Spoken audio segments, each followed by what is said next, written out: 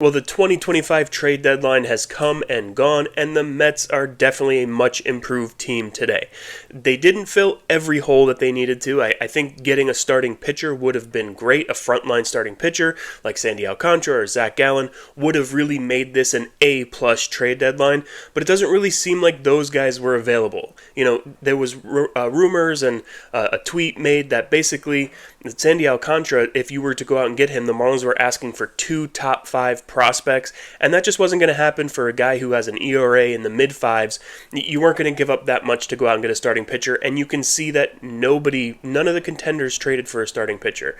Those big guys that we thought were going to get moved didn't, so I don't think there was really an opportunity for the Mets to improve there. But what they did improve was their other 2 biggest areas of need. Number 1, the bullpen. They completely remade this bullpen. They revamped the bullpen on the fly.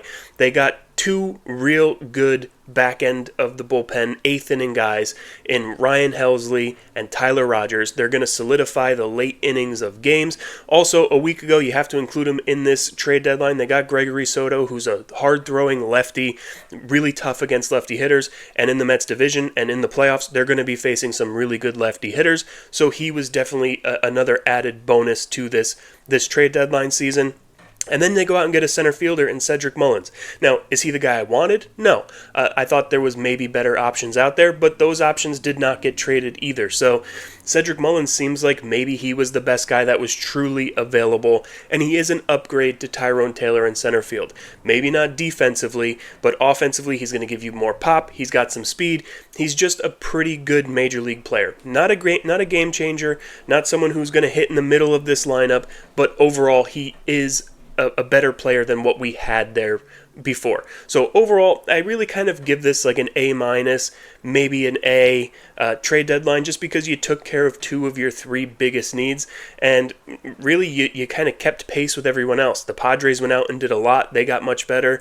The Phillies went out and got a closer. So you had to keep up, and the Mets did. They get Helsley, they get Rogers, they add Gregory Soto, and they get Cedric Mullins. And really, they didn't give up much to get these guys. Their biggest prospect they gave up was their number 10 prospect in Blade Tidwell. And even then, he's a future reliever. We've seen him in the major leagues before. He's not that great. I don't think he's going to be very good.